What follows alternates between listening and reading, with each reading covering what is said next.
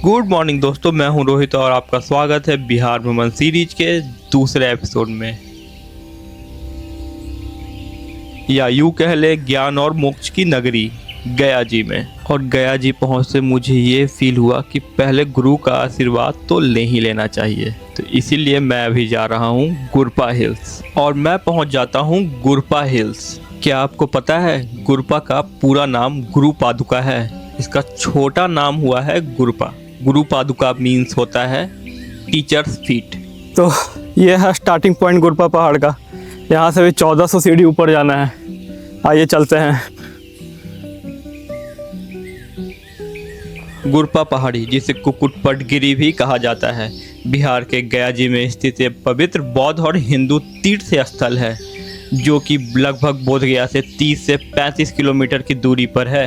तो बहुत चढ़ना टफ है यहाँ पे गुरपा में। अप्रोक्स हम इंटरनेट पे पढ़ के आए थे कि 1400 सीढ़ी है, पर नीचे एक भैया यहाँ के लोकल हैं, वो बताए कि 1700 सीढ़ी है।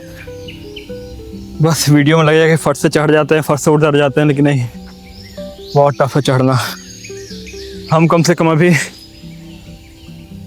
20 बार रुक चुके होंगे और आगे कितने बार रुकेंगे अभी पता नहीं है। और सीढ़ी एकदम पूरा सीढ़ी खड़ा है। ये देखो, सीढ़ी पूरी तरह से खड़ा है यहाँ पे।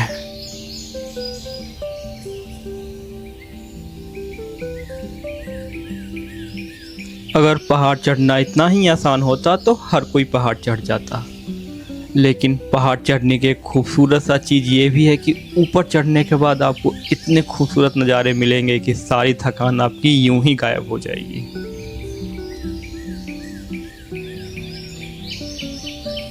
तो ऊपर पहुँचते पहुँचते हालत ख़राब हो गया है। फाइनली मैं पहुँच गया हूँ ये वाले रास्ते पे। पतला सा रास्ता है, जितना मेरा कंधा है बस उतना ही रास्ता है शायद ऊपर जाने के लिए। पतली पतली सीढ़ियाँ हैं। आइए चल के ट्राई करते हैं कि ऊपर हम मेरा साइज अंदर जा पाता है कि नहीं जा पाता है। चलिए देखते हैं। तो देख रहे हो आप, बस इधर इधर रास्ता बिल्कुल भी नहीं है। जितना मैं खड़ा हूँ बस इतना ही पतला सा रास्ता है। ये बस पतला सा रास्ता है और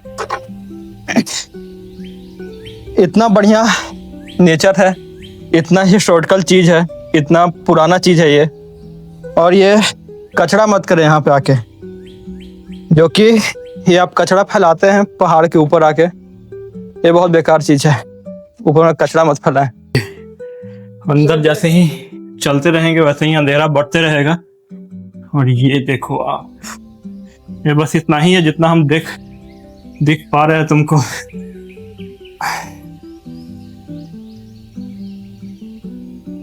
अगर मेरे सामने से भी कोई आ जाए तो बिल्कुल भी नहीं आ पाएगा, क्योंकि मेरे ही घुसने पर जगह है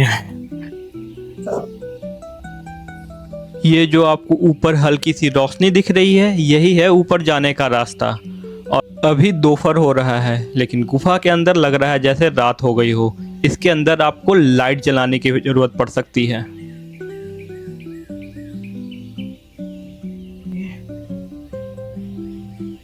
तो ये देखो, मेरा बस इतना सर है और ऐसे ऐसे जाना पड़ता है। ये तो कुछ अलग ही एक्सपीरियंस लग रहा है भाई। ये कुछ अलग ही एक्सपीरियंस था यार। मैं पहली बार यहाँ आया हूँ और फुल सरप्राइज। और सामने बस पहाड़, सामने निकल जाओ यहाँ से आप और बहुत ही बढ़िया व्यू। तो ऊपर पहुँचते के साथ कुछ मिले चाहे नहीं मिले, बट आपको बहुत अच्छा व्यू मिलेगा। अभी मैं आपको ड्रोन व्यू दिखाऊंगा यहाँ का, वो बहुत ज़्यादा खूबसूरत है। बिहार तो है खूबसूरत यार, लेकिन चढ़ने में एकदम हालत ख़राब हो जाता है ऊपर पहाड़ पे। जहानाबाद में जैसे बराबर पहाड़ है, उससे 4 गुना यहाँ पे आपको चढ़ना पड़ सकता है अगर आप आ रहे हैं यहाँ पे, प्लान कर रहे हैं घूमने के लिए तो। और यहाँ का रास्ता काफ़ी ज़्यादा इंटरेस्टिंग है। पहाड़ के बीच बीच में आके पतली सी गुफा, और भी बहुत कुछ है यार। यहाँ पे आके ऐसा लग रहा है कि इससे भी खूबसूरत हो सकता है क्या बिहार। पर अभी तो शुरू है यार, अभी तो स्टार्टिंग ही कर रहे हैं। इससे भी खूबसूरत है बिहार।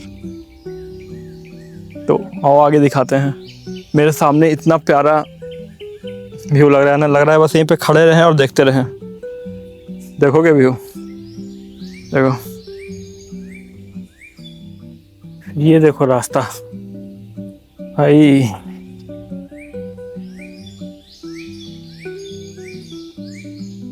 ये है रास्ता जाने का। कितना इंटरेस्टिंग है ना। और जितना ऊपर चढ़ोगे उतना ही प्यारा व्यू। वाह। हाँ, ये पहाड़ी के नाम है कुकटा पदगिरी। कुकटा मीन्स होता है, देखिए लिखा हुआ कुकटा पदगिरी। कुकटा मीन्स होता है कि नीचे से देखिएगा चिकन जैसा बनावट है। अब पद भगवान बुद्ध का पैर का भी निशान एक मंदिर में है। हाँ, आइए अशोक सम्राट ने स्तूप बनाए थे, इसलिए स्तूप यहाँ बना हुआ है। आई मैत्री बुद्धा की आया फिगर। तो वहाँ जब महाकश्यप आए, यहाँ आए पर्वत पर, तो रास्ता नहीं था। जो रास्ता गुफा में घुसे वो रास्ता नहीं था। वो अपना डंडा से मार को रास्ता बना के ऊपर आए कि हम यहाँ रहे। इसीलिए रहे कि भगवान हमको यहाँ भेंट देते हैं कि नहीं, इतना दूर में है भगवान भेंट करते हैं। ऐसे तो भगवान बुद्ध का शिष्य थे। और यहाँ महाकश्यप ने अगले बौद्ध मैत्री की आगमन की प्रतीक्षा करते हुए निर्माण प्राप्त कर लिया। और इस पहाड़ के जब आप सबसे टॉप पे पहुंच जाओगे तो यहाँ से व्यू बहुत ज़्यादा खूबसूरत दिखता है। और हवा काफ़ी तेज है, लेकिन यहाँ से भाई व्यू अनबिलीवेबल। कैमरा और ड्रोन कुछ भी जस्टिस नहीं कर पाएगा यहाँ पे। आप यहाँ पे आओ और यहाँ से रियल व्यू देखो अपने आँखों से, फिर क्या ही कहने यार। बहुत ही प्यारा व्यू है यहाँ से।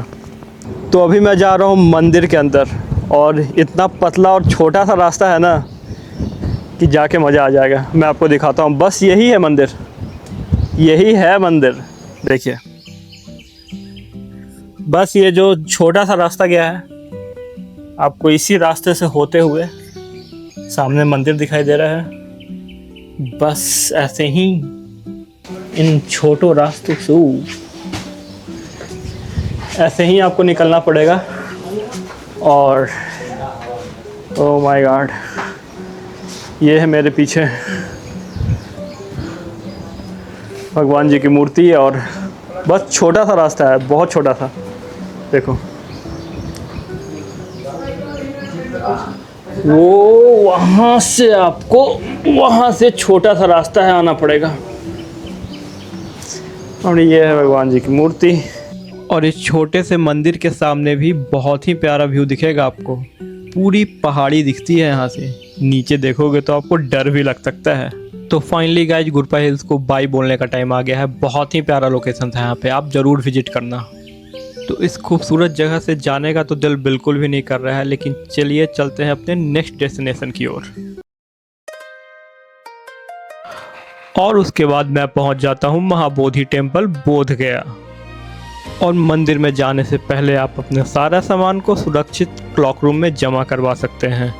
मंदिर के जस्ट बगल में है फ़ोन और सामान रखने का लॉकर रूम, वो भी फ्री में। जैसे ही मैं मंदिर के अंदर घुसा, वैसे ही कॉरिडोर में बहुत अच्छे खूबसूरत से फूल लगे हुए थे।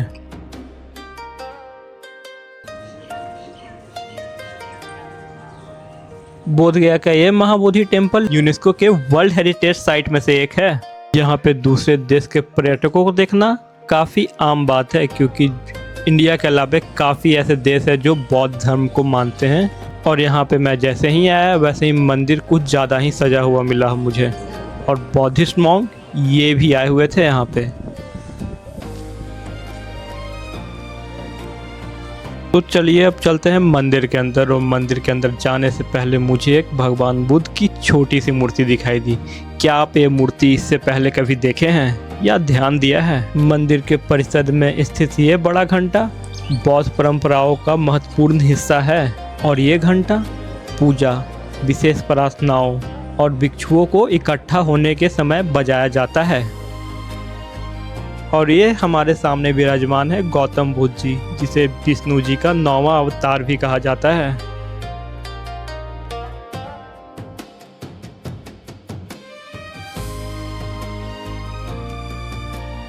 भगवान बुद्ध को इसी पीपल के पेड़ के नीचे ज्ञान प्राप्त हुआ था और इसे ही हम लोग बोलते हैं बोधि वृक्ष।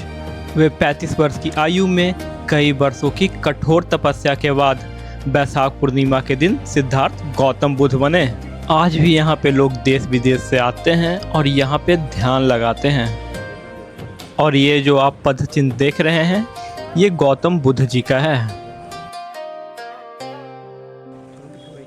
जैसा कि मैंने आपको पहले बताया, यहाँ पे देश विदेश से लोग आते हैं और ध्यान लगाते हैं। वो भी 1-2 दिन नहीं, पूरे 1, 2 या 3 महीने भी रह के जाते हैं लोग।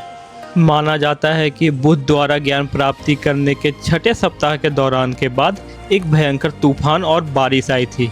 उस समय नागराज मुक्तशिला झील के बाहर निकल के बुद्ध को बारिश और तेज हवाओं से बचाने के लिए अपने फन को फैलाया था। और ये जो मंदिर के ऊपर 170 फीट ऊंचा गुंबद देख रहे हैं, ये पूरी तरह सोने का है। 290 किलोग्राम का सोना चढ़ा है इस पे। तो चलिए चलते हैं अपने नेक्स्ट डेस्टिनेशन की ओर, और वो काफी ज्यादा इंटरेस्टिंग होने वाला है। तो आइए आपको मैं घुमाता हूँ भगवान बुद्ध जी की 80 फीट की मूर्ति। वीडियो में बिल्कुल भी जस्टिस नहीं करेगा, बट ये मूर्ति बहुत ज्यादा बड़ी है, एक्चुअली बड़ी है। अपने बोध गया में स्थित 80 फुट ऊंची गौतम बुद्ध की मूर्ति, जिसे द ग्रेट बुद्धा भी कहा जाता है, ज्ञान और शांति का प्रतीक है। ये मूर्ति 18 नवंबर 1989 को 14th दलाई लामा ने इसे प्रतिष्ठित किया था। और यह मूर्ति कमल के आसन पर ध्यान मुद्रा में है। बलुआ पत्थर और लाल ग्रेनाइट से बनी ये प्रतिमा बोध गया की प्रमुख पर्यटन स्थल में से एक है। तो चलिए आपको मैं ले चलता हूँ अपने नेक्स्ट डेस्टिनेशन की ओर, जहाँ पे भगवान जी बैठे नहीं, लेटे हुए हैं। जी हाँ, आपने बिल्कुल सही सुना। और ये है मंदिर का मेन गेट। अंदर में भगवान बुद्ध जी की एक छोटी सी प्रतिमा रखी हुई है, और ऊपर जैसे ही चढ़ोगे आपको दिखेगी भगवान बुद्ध की 100 फीट की स्लीपिंग बुद्धा की मूर्ति। फाइनली मैं आ गया हूँ स्लीपिंग बुद्धा। ये भगवान जी लेटे हुए हैं आराम से, और बहुत बड़ी स्टैचू है। ये बहुत बड़ी है, वीडियो में जस्टिस नहीं हो रहा है, पर ये बहुत बड़ी है। आप रियल में देखोगे तो काफ़ी ज़्यादा है, देखो। और ये मूर्ति बोध गया के अंबा गांव के निकट रिवर साइड रोड के पास है। और इस मूर्ति को बनने में पूरे 5 साल लग गए थे। 2019 में इसका नींव रखा गया था।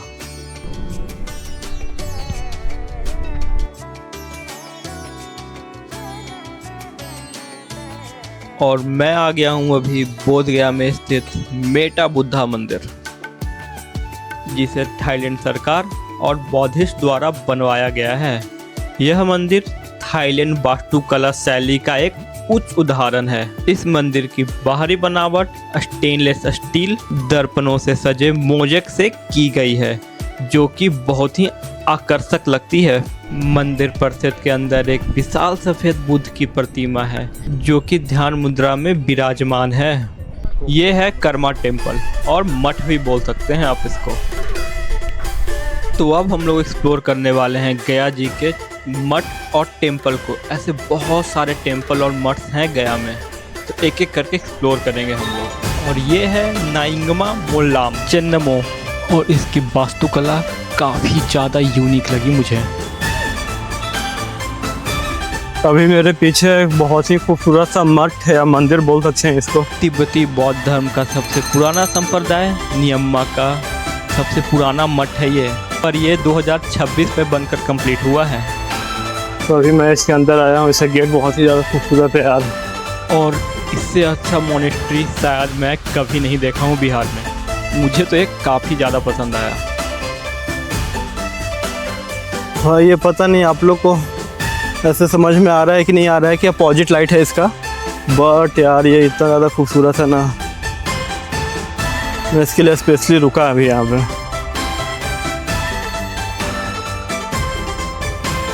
तो चलिए मैं आपको लेके चलता हूँ एक और खूबसूरत मोनेस्ट्री की ओर। और ये खूबसूरत सा मोनेस्ट्री महाबोधि टेम्पल के जस्ट थोड़ा सा पीछे है। भाई साहब, इस मोनेस्ट्री में आके मुझे बिल्कुल भी बिलीव नहीं हो रहा था कि मैं इंडिया में क्या बिहार में हूँ। मुझे लग रहा था कि मैं थाईलैंड, जापान या किसी अदर कंट्री में हूँ। तो आइए अब हम लोग चलते हैं अपने नेक्स्ट डेस्टिनेशन की ओर।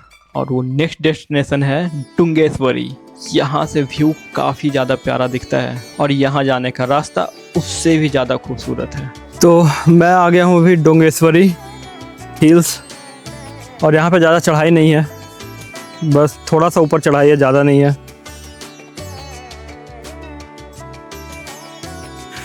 तो यहाँ पे भी थोड़ा सा चढ़ाई है, ज़्यादा चढ़ाई नहीं है। अच्छा लगेगा यहाँ पे आपको आके। यहाँ का व्यू काफ़ी बढ़िया है, यहाँ का व्यू यहाँ से। एंड गया जो है ना, पहाड़ियों से घिरा हुआ शहर है। मुझे लगता है यहाँ 5 पहाड़ है जो शहर को चारों तरफ से प्रोटेक्ट करके रखते हैं। बहुत बढ़िया है यार। बताया जाता है कि गौतम बुद्ध जब ज्ञान प्राप्त करने के लिए गया जा रहे थे, उससे पहले 6 वर्ष तक यहाँ पे उन्होंने तपस्या की थी इस गुफा में बैठ के। तो यहाँ पे एक गुफा भी है जो कि बहुत छोटा सा गेट है उसका, और बाहर से बहुत सारे लोग आते हैं। मैं आपको दिखाता हूँ।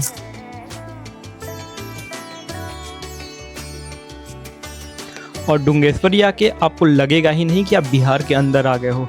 यहाँ का माहौल काफ़ी ज़्यादा अच्छा है, मुझे तो बहुत ज़्यादा पसंद आया भाई। जब मैं ऊपर आया था तो थोड़ी थोड़ी शाम होने वाली थी और यहाँ ठंडी ठंडी हवाएं चल रही थी, लोग एंजॉय कर रहे थे। और यहाँ पे मुझे एक आंटी मिली जो कि इंडिया से नहीं थी। उन्होंने मुझे वीडियो बनाता देख बोला कि मेरा भी वीडियो बना लो। और जैसे ही आप ऊपर आओगे, पहाड़ों के बीच में एक म्यूजियम दिखेगा जहाँ गौतम बुद्ध जी की एक मूर्ति रखी हुई है। और ये पूरा पहाड़ को काट कर बनाया गया है, पहाड़ के अंदर है ये म्यूजियम। और यही है वो डुंगेश्वरी गुफा जहाँ गौतम बुद्ध जी ने पूरे 6 साल तक तपस्या की थी। और आज भी देश विदेश से लोग यहाँ पे आते हैं और ध्यान लगाते हैं। और यहाँ से बहुत ही खतरनाक व्यू लगता है, बहुत ही अच्छा व्यू लगता है यहाँ से। यहाँ से मैं भी ड्रोन भी उड़ाने वाला हूँ। और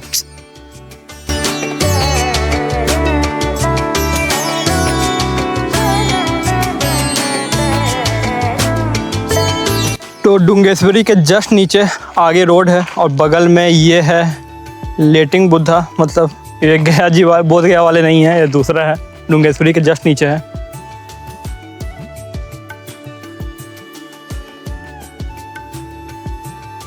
ये भी काफ़ी ज़्यादा खूबसूरत है।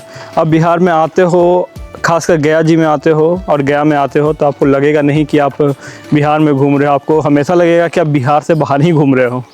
ठीक है, तो इसका शॉर्ट्स मैं आपको दिखाता हूँ अभी। और ये डुंगेश्वरी के जस्ट नीचे लरपुर गांव में स्थित है।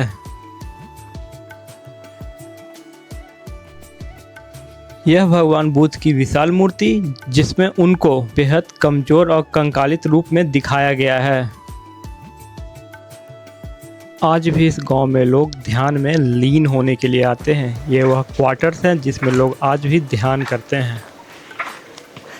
ये देख के आपको नहीं लगेगा कि आप बिहार में हो। तो चलिए अब चलते हैं अपने नेक्स्ट डेस्टिनेशन की ओर। फाइनली मैं पहुंच गया हूं अभी सुजाता कुटिया।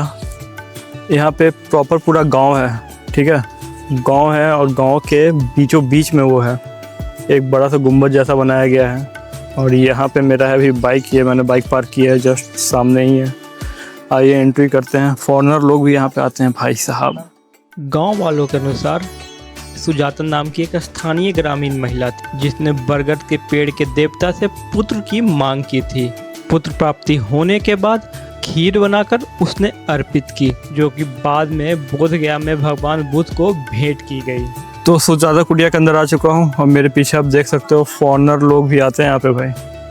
एंड सामने जस्ट है, बस अपोजिट द लाइट है तो थोड़ा सा इशू होगा, मैं दिखाता हूँ आपको।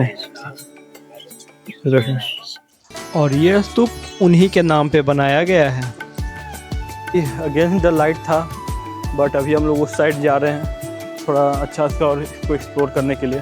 मेरे बगल में है देखो, लेकिन अगेंस्ट द लाइट है तो पता नहीं चल रहा है यहाँ पे कि क्या सीन है।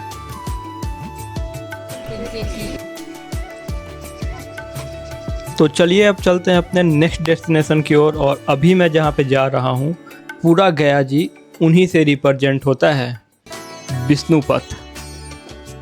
फल्गु नदी के तट पे स्थित है ये भगवान विष्णु जी का प्राचीन मंदिर। 1787 के इंदौर की महारानी अहल्याबाई होलकर द्वारा निर्मित है ये मंदिर। और मैं अभी आ गया हूँ विष्णुपथ मंदिर के अंदर। यहाँ पे आपको वीडियो बनाने के लिए मंदिर परिषद से परमिशन लेना पड़ेगा। तो चलिए मैं आपको एक छोटी सी स्टोरी बतलाता हूँ। माना जाता है कि यहाँ भगवान विष्णु जी ने गयासुर नामक राक्षस को मोक्ष प्रदान किया था और उनके चरण चिन्ह आज भी यहाँ सीता स्थल पर अंकित हैं। और मंदिर का वर्तमान ढांचा महारानी अहल्याबाई होलकर द्वारा 18वीं शताब्दी में बनाया गया था, जैसा कि मैंने आपको पहले भी बताया। जैसे कि मंदिर की शिखर, पत्थर की निकासी और चरण पादुका देखने लायक है यहाँ पे। और यहाँ पे पिंडदान करने की परंपरा बहुत ज़्यादा पुरानी है। और आपको तो पता ही होगा यहाँ पे पिंडदान सबसे ज़्यादा किया जाता है।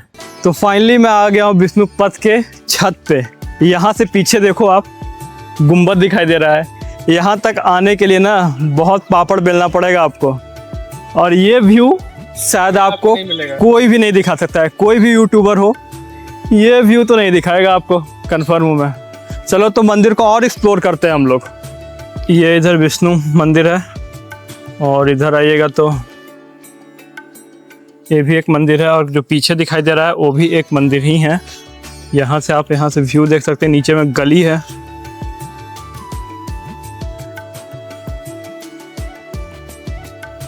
अभी हम लोग छत पे थे विष्णुपथ के और अब नीचे जा रहे हैं। अभी तो बस ऊपर से एक्सप्लोर किए हैं विष्णुपथ को, नीचे से अभी बाकी है दोस्तों, और बहुत कुछ है अभी यार। और आप ये जो विशाल पेड़ देख रहे हो इसे कहा जाता है अक्षय वट। और हिंदू धर्म के अनुसार इसका बहुत ही बड़ा धार्मिक महत्व है। और क्या आपको पता है यह वृक्ष अमर माना जाता है। और ये है विष्णुपथ मेन टेम्पल। इसके बगल में है ये 16 बेदी। और यहीं पे गयासुर का जन्म भी हुआ था। और यहाँ होने वाली पूजा 16 के प्रतीक के रूप में कई सामग्री का अनुष्ठान किया जाता है, जिन्हें हम 16 वेदी या 16 सामग्री कहते हैं। और इसको हमारे हिंदू धर्म में बहुत ही शुभ माना जाता है।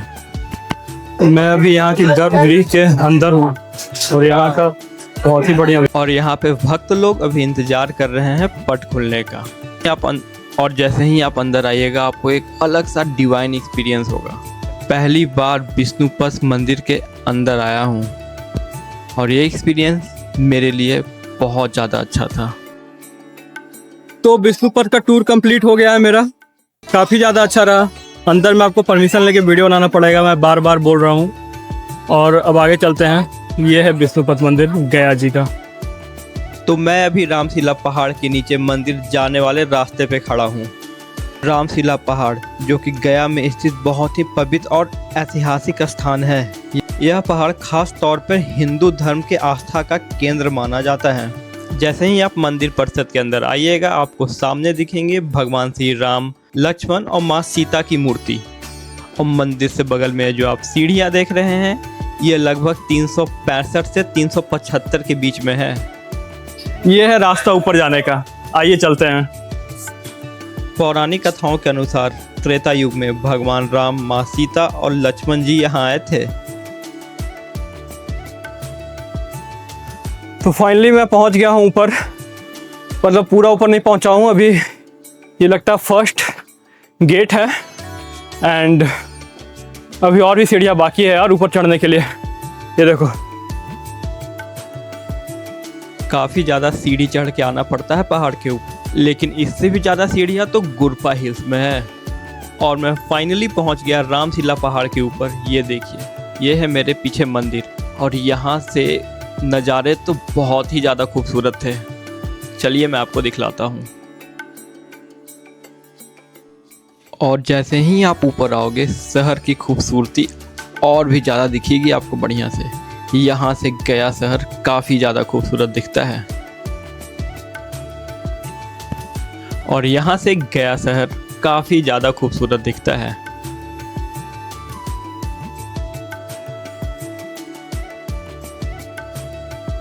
यहाँ पे भगवान राम जी पिंड दान करने के लिए आए थे। क्या आपको ये बात पता थी? तो आ गया ऊपर मैं मंदिर के पास। ये है हनुमान जी का मंदिर एंड जस्ट मेरे बगल में है राम जी का मंदिर। आइए मैं आपको दिखलाता हूँ।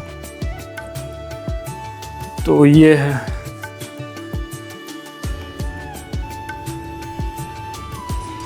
और ऊपर में आके ज़्यादा कुछ है नहीं, बस राम जी का मंदिर है और ऊपर आपको आना पड़ेगा। एंड यहाँ से बट गया का व्यू काफ़ी प्यारा है, बहुत ही ज़्यादा अच्छा लगेगा जब आप ऊपर टॉप फ्लोर पे आ जाओगे। नीचे देखोगे तो बहुत ही बढ़िया व्यू है, बहुत ही बढ़िया व्यू है। मेरे पीछे जस्ट यही मंदिर है छोटा सा, और ज़्यादा कुछ है नहीं ऊपर में। यहाँ के बाद अभी मैं शायद प्रेसशिला जाऊँ, देखता हूँ क्या प्लान्स है अभी। तो यही है, और यहाँ से आपको रेलवे स्टेशन दिखेगा। एक बहुत इम्पॉर्टेंट चीज़ है, यहाँ से आपको रेलवे स्टेशन बहुत ही अच्छा दिखेगा। और स्थानीय लोगों से मुझे ये भी पता चला कि यहाँ पे ऋषि मुनि पहले तपस्या करते थे। और मेरे सामने एक छोटा सा बहुत ही खूबसूरत सा मंदिर है। छोटा सा मंदिर है, बस बहुत ही प्यारा मंदिर है। ये जो मंदिर आप देख रहे हो यही मंदिर है मेन, और अंदर में मूर्ति स्थापित है, मैं आपको दिखाता हूँ। और ये शिवलिंग भगवान राम ने स्थापित की थी। और रामशिला पहाड़ के जस्ट नीचे है रामकुंड। तो गया में ऐसा बहुत सारा कुंड है, जितना एक्सप्लोर होगा उतना आपको मैं एक्सप्लोर करवाऊंगा। एंड अभी ये कुंड देखते हैं। पौराणिक कथाओं के अनुसार जब श्री राम ने अपने पिता का पिंडदान किया तो उन्होंने इसी सरोवर में स्नान किया था। उसके बाद उन्होंने पास में ही रामशिला पहाड़ पे जाके शिवलिंग भी स्थापित की थी, जो कि मैं आपको पहले भी बताया। तो चलिए चलते हैं अपने नेक्स्ट लोकेशन की ओर। और ये लोकेशन थोड़ा हॉरर तो है, तो मैं जा रहा हूँ अभी प्रेसशिला। और प्रेसशिला पहुँचते ही मुझे थोड़ा डर तो ज़रूर लगा था। बढ़ा चढ़ा के नहीं बोल रहा हूँ, थोड़ा सा मुझे वियर्ड फीलिंग तो ज़रूर आया था। क्या आपको पता है जिनकी अकाल मृत्यु हो जाती है उनका पिंडदान होता है यहाँ पे, उनकी आत्मा की शांति के लिए। और पहाड़ के ऊपर जाने के लिए टोटल 676 सीढ़ियाँ हैं। और ऐसा व्यू मैंने बिल्कुल भी एक्सपेक्ट नहीं किया था। ये चीज़ देख के मुझे थोड़ा थोड़ा डर तो लगने लगा था।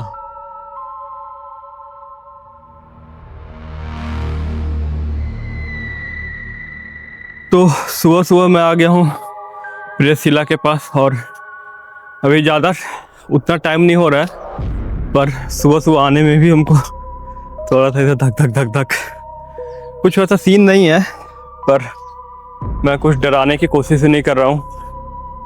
एक्सपीरियंस कर रहा हूँ हल्का फुल्का, वही बता रहा हूँ आपको कि मेरा तो ट्रैवल रिलेटेड चैनल है ना, हॉन्टेड चैनल थोड़ी है। फाइनली मैं आ गया प्रेसशिला के ऊपर मंदिर पे। वहाँ पे मंदिर है, हालत ख़राब हो जाता है। जैसे ही आप मंदिर के ऊपर आइएगा आपको दिखेगी एक काली माँ की बहुत बड़ी मूर्ति। तो मैं पहुंच चुका हूं प्रेसशिला के सबसे टॉप पॉइंट पे, और यहाँ से नज़ारा काफ़ी खूबसूरत भी है और डरावना भी। डरावना क्यों कह रहा हूँ वो आप खुद समझ जाना। ये मेरे पीछे है मंदिर, और यहाँ पे पिंडदान भी होता है, और काफ़ी लोग आते हैं यहाँ पे अपने पूर्वज जो मर जाते हैं उनका फ़ोटो भी टांगते हैं। नीचे भी टांगा हुआ था फ़ोटो। और इतना ही है यहाँ पे। चलिए आपको मंदिर घुमाते हैं, क्या है मंदिर में।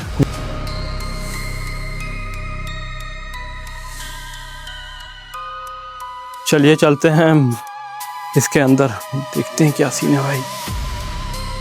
और यहाँ पे उन मरे हुए लोगों की तस्वीर रखी हुई है जिनकी अकाल मृत्यु हो गई थी और जिनका पिंडदान यहाँ पे हुआ था। यहाँ पे लगभग मूर्तियाँ काले पत्थर से बनी हुई हैं।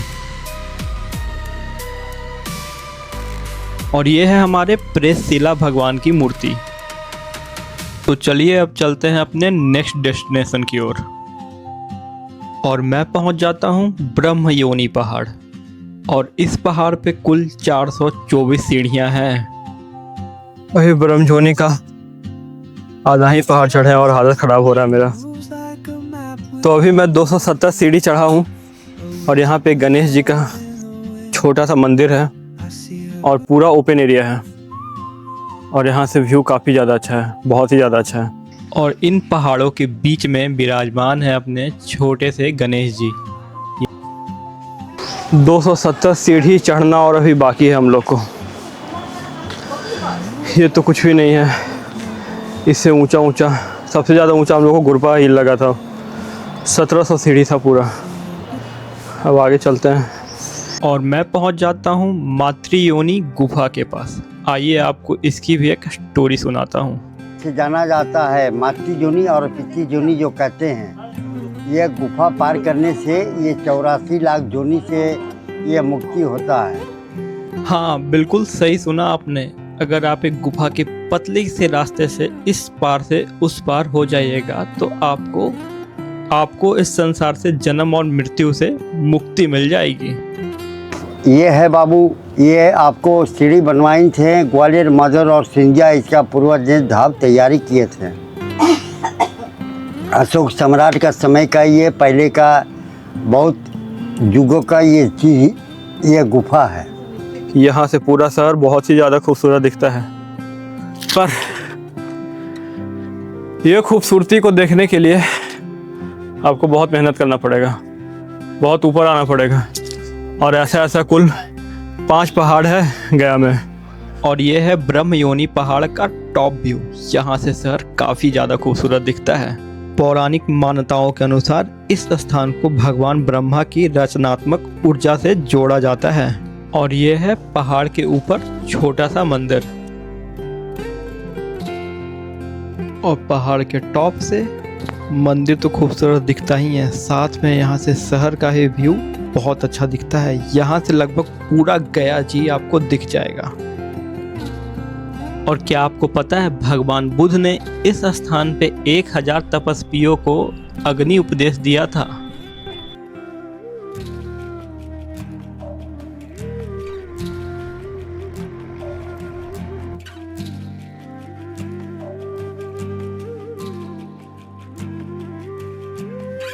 तो चलिए चलते हैं अपने नेक्स्ट डेस्टिनेशन की ओर।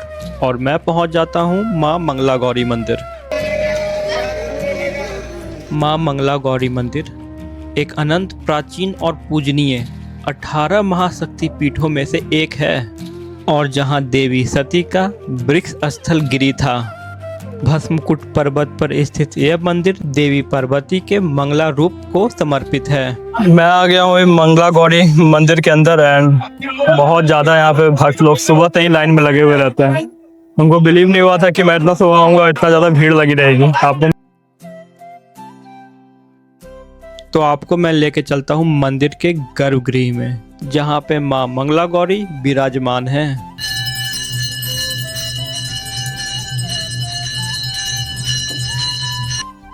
एक प्रो टिप, अगर आपके कुछ अच्छे दोस्त हैं तो आप जल्दी से यहाँ पे दर्शन करके निकल सकते हैं। यहाँ ऐसे ही होता है, अगर आपका कुछ जुगाड़ है तो आप आराम से यहाँ पे बहुत जल्दी आराम से दर्शन करके निकल सकते हैं। और मैं पहुंच जाता हूं अक्षय वट, जो कि रूपमणि सरोवर के बगल में है। और यहाँ का लोकेशन काफ़ी ज़्यादा ब्यूटीफुल है। ये जगह माँ मंगला गौरी के जस्ट बगल में है। ये बात तो आपको बिल्कुल भी नहीं पता होगी। रूपमणि सरोवर एक पौराणिक और ऐतिहासिक स्थल है जो कि भगवान श्री कृष्ण से जुड़ा हुआ है। माना जाता है कि इस सरोवर को स्वयं श्री कृष्ण ने बनवाया था और इस सरोवर में नहाने से आपके चर्म रोग दूर होंगे और शांति और सुख की प्राप्ति भी होगी। तो चलिए चलते हैं हम लोग अक्षय वट के अंदर। ये वो तालाब से जस्ट बगल में है, ज़्यादा दूर पे नहीं है। तो इस पेड़ के बारे में बतलाया जाता है कि ये पेड़ 5100 साल पुराना है। और मैं आ गया हूँ अपने नेक्स्ट डेस्टिनेशन की ओर, फल्गु नदी के तट पे स्थित सीता कुंड। और आपको पता है फल्गु नदी इतनी सूखी हुई क्यों रहती है? क्योंकि इनको सीता माँ ने श्राप दिया था। फाइनली मैं आ गया हूँ सीता कुंड और पीछे ये गेट है और यहाँ पे दिन के टाइम में बहुत ज़्यादा भीड़ होती है, मतलब ऑब्वियस सी बात है, भीड़ तो होगी यहाँ पे, पर कुछ ज़्यादा ही भीड़ है। संडे हाँ संडे भी है, इसीलिए शायद ज़्यादा भीड़ है। कार देख रहे हो आप, मेरे दोनों साइड में कार वार पूरा पार्क वार्क है, ये मेन रोड है यहाँ पे। तो मैं आ गया हूँ सीताकुंड के पास, और यहाँ पे बहुत ज़्यादा वो है, यहाँ पे पिंडदान भी होता है उधर, ये बहुत ज़्यादा फेमस है पिंडदान के लिए। और ये है मंदिर, ये मंदिर नहीं है, छोटा सा, बस आगे में एंट्री करोगे तो ये मंदिर आपको मिलेगा, और सामने से लोग आते हो। मेरे पीछे मंदिर का पूरा कॉरिडोर है, मतलब ये बाहर का एरिया है, और उस तरफ फल्गु नदी है सामने में। यहाँ पे अक्सर लोग पिंडदान के लिए आते हैं, विष्णुपथ में तो पिंडदान होता है, यहाँ पे भी पिंडदान होता है, दोनों जगह पे होता है पिंडदान। और मैं अभी जा रहा हूँ मंदिर के अंदर, चल के देखते हैं कि अंदर क्या कुछ है। यह वह स्थान माना जाता है जहाँ रामायण काल में माँ सीता ने राजा दशरथ का पिंडदान किया था। यहीं पे ये जो रखा हुआ है ना, ये वाला वही सीता जी का चरण है, बताते हैं यहाँ पे लोग, और काफ़ी ज़्यादा बढ़िया है। यहाँ माँ सीता ने फल्गु नदी, तुलसी, गाय और ब्राह्मण को झूठ बोलने पे श्राप दिया था, और यहाँ पे लोग काफ़ी दूर से आते हैं पिंडदान करवाने के लिए, काफ़ी ज़्यादा भीड़ होती है यहाँ पे।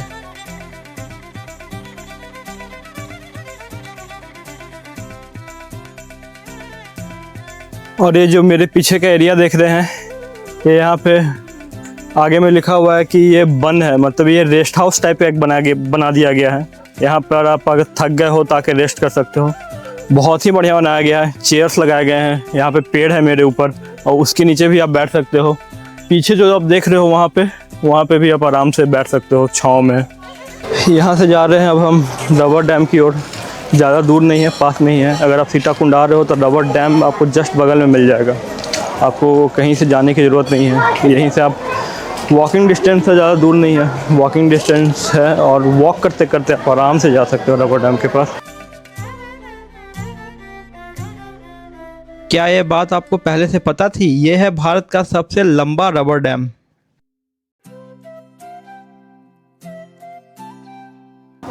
फाइनली मैं आ चुका हूँ गया जी डैम के पास। ये बहुत ही ज़्यादा खूबसूरत लगता है, और रात को यहाँ पे आप आइएगा तो और भी ज़्यादा खूबसूरत लगेगा ये चीज़। और दिन के सुबह में, मॉर्निंग टाइम में सनराइज़ देखना है तो वहाँ पे है फल्गु नदी का ब्रिज, वहाँ से आप सनराइज़ देख सकते हैं, काफ़ी ज़्यादा खूबसूरत है। और ये है अपना गया जी डैम। पीछे और भी कुछ दिख रहा है, यहाँ पे लगता है कि सरकार बहुत अच्छा काम की है, लेकिन पीछे यहाँ पर लोग रील बनाना अच्छी बात है, लेकिन लहरिया लूटा या राजा जी पे रील बनाना, ये थोड़ा सा ये है। तो मेरे पीछे कुछ लोग हैं जो रील बना रहे हैं लहरिया लूटा या राजा जी पे। अब हम क्या कह सकते हैं उनको, छोड़ो, चलो हम लोग आगे चलते हैं गाइज। और ये लो मैं पहुंच गया रबर डैम के ऊपर। यार मैं यहाँ पहले भी आया हूँ, लेकिन जब भी आता हूँ मुझे हमेशा ये चीज़ एक्साइट करती है। और ये कुल 411 मीटर लंबा है। फाइनली मैं आ गया हूँ गया जी डैम के पास, और काफ़ी ज़्यादा खूबसूरत है यहाँ। अभी तो थोड़ा धूप हो रहा है, अगर आप शाम को आइएगा, मैं बार बार वीडियो में बोल रहा हूँ, अगर आप शाम को आइएगा यहाँ पे तो काफ़ी ज़्यादा अच्छा लगेगा आपको। और थोड़ा सा ऐसे लंबा पूरा वॉक है, आप चलते रहो, अच्छा लगेगा आपको।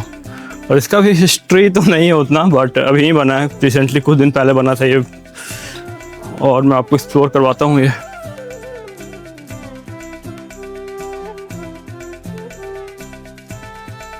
तो यही था अपना गया जी डैम। तो चलिए अब चलते हैं अपने नेक्स्ट लोकेशन पे। और भाइयों मैं आ गया हूँ अभी मौर्या घाट मोहल्ले के स्थित माँ दुखरनी माता के प्राचीन मंदिर में। प्राचीन इसीलिए क्योंकि ये मंदिर लगभग 450 साल पुराना है, और यहाँ माता दुर्गा, त्रिपुरा दुर्गा, महाकाली, महालक्ष्मी और महासरस्वती तीनों के रूप में विराजमान है। फाइनली मैं पहुँच गया हूँ दुखरनी माता मंदिर के पास। गेट दिख रहा है क्या? और ये है गेट, ये बगल में है मंदिर, और ये मंदिर बीच मार्केट में है।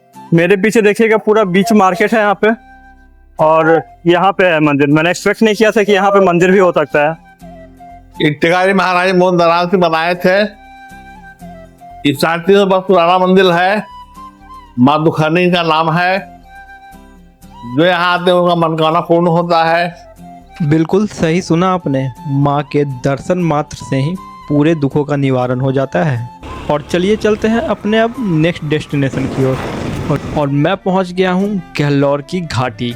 गहलोर घाटी बिहार के गया जिले में स्थित यह प्रसिद्ध स्थान है, जिसे माउंटेन मैन दशरथ मांझी ने 22 वर्षों में काटा था।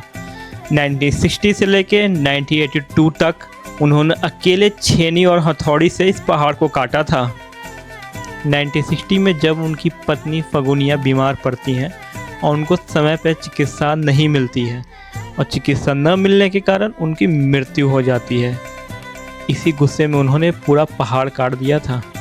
तो यही है वो रास्ता जो दशरथ मांझी ने अकेले बनाया था।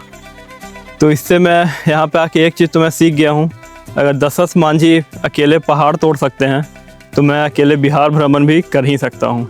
ज़्यादा हार्ड चीज़ नहीं है। बोलते हैं लोग कि पहाड़ तोड़ने से ज़्यादा कुछ भी ज़्यादा हार्ड नहीं होता है। उन्होंने तो पहाड़ तोड़ के पूरा रास्ता बना दिया।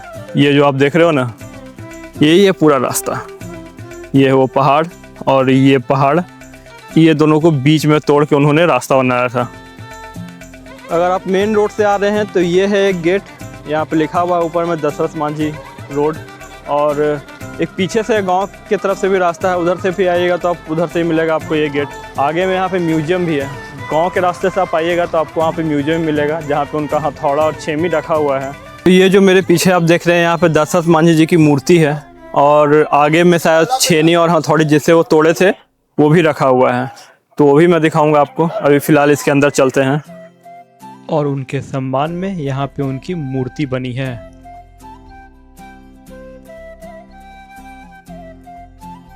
तो इसी बिल्डिंग में रखा हुआ उनका छेनी और हथौड़ी जिससे वो पहाड़ तोड़े थे। हमेशा ये बंद ही रहता है यार। एक और यूट्यूबर आया था, वहाँ पे वीडियो बनाया था, ये बंद ही था। चलो देखते हैं अंदर, दिखाता हूँ मैं तुमको।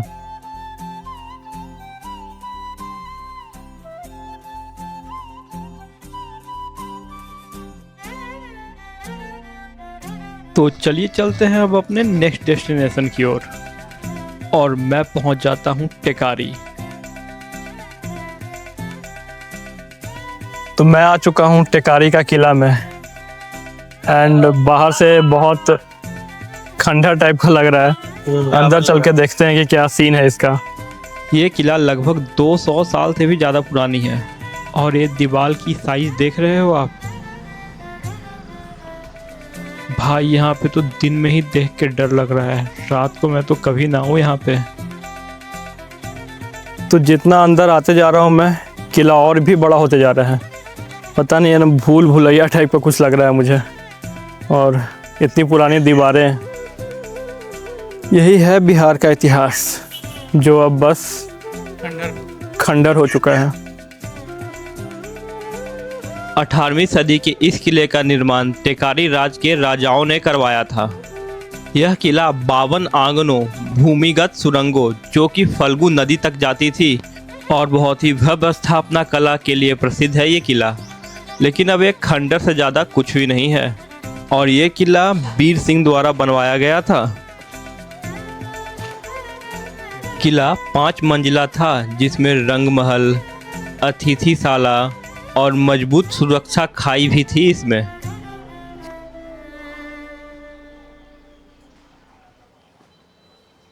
यहाँ के लोगों के अनुसार यहाँ नीचे एक गुप्त सुरंग है और किले में कुछ ऐसे अनसुलझे रहस्य भी छिपे हैं।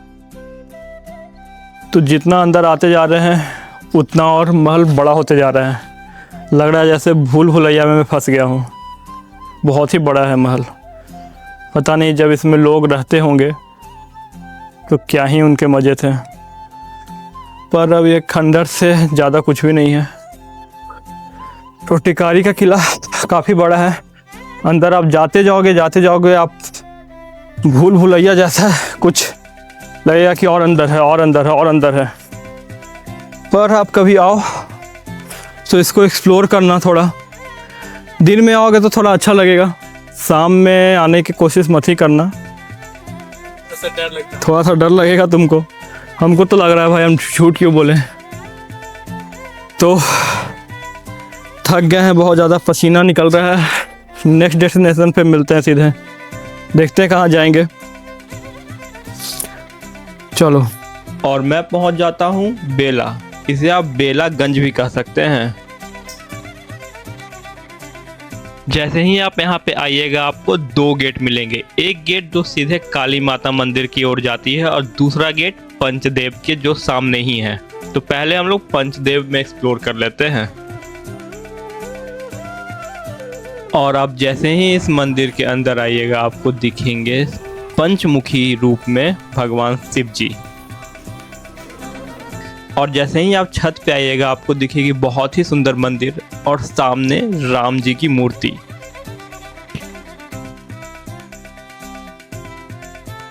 मंदिर के अंदर बहुत ही ज़्यादा खूबसूरत है, चारों कोना को बहुत ही अच्छे तरीके से बनाया गया है। और इसके जस्ट पीछे आपको दिखेंगे राधा कृष्ण की बहुत ही प्यारी मूर्ति। तो मैं अब जा रहा हूँ काली मंदिर की ओर। मैं पहली बार यहाँ पे आया हूँ। जैसे ही मैं मंदिर के अंदर घुसा मुझे दिखा एक बहुत ही पुराना पेड़। मैं आ गया हूँ मंदिर परिसर के अंदर में और मॉर्निंग में ही यहाँ पे बहुत ज़्यादा भीड़ लग जाती है। आइए आपको मंदिर का पूरा टूर करवाता हूँ, पूरा दर्शन करवाता हूँ। प्रेम से बोले काली माता की जय। बेला काली मंदिर यह द्वापर युग का मंदिर है। वानासुर की पुत्री उषा द्वारा यह निर्मित किया गया है। यह मंदिर का विशेषता यह है कि द्वापर युग से ही लोग यहाँ पे पूजा पाठ करते लोग आ रहे हैं। यहाँ अधिक जनसंख्या में दशहरा नवरात्रि में भीड़ लगता है, ठीक है। और बाकी मंगलवार को दिन यहाँ पे विशेष पूजा होता है, माता का श्रृंगार और रात्रि भोग होता है, ठीक है। यहाँ पे जो भी सच्चे दिल से आते हैं उनकी सारी मनोकामना को पूर्ण करती है। कलयुग में माता साक्षात शक्तिपीठ के रूप में यहाँ पे मानी जाती है। वीडियो के अंतिम तक आ चुके हो तो मुझे बतलाओ कि ये वीडियो तुम्हें कैसा लगा और कमेंट में एक हार्ट जरूर बना के जाना। और मैं जा रहा हूँ अब अपने अगले सफ़र पे। तुमसे मिलता हूँ, तब तक के लिए tata bye bye, take care.